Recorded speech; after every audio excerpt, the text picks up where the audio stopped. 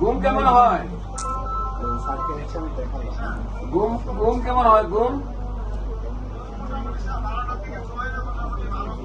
খাবার রুচি কেমন? খাবার রুচি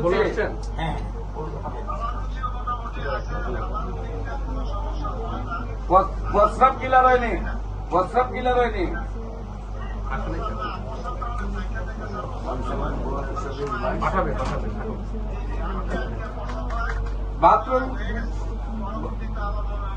বাথরুম কিলার হয় না? না ব্লাড যায়, রক্ত যায়।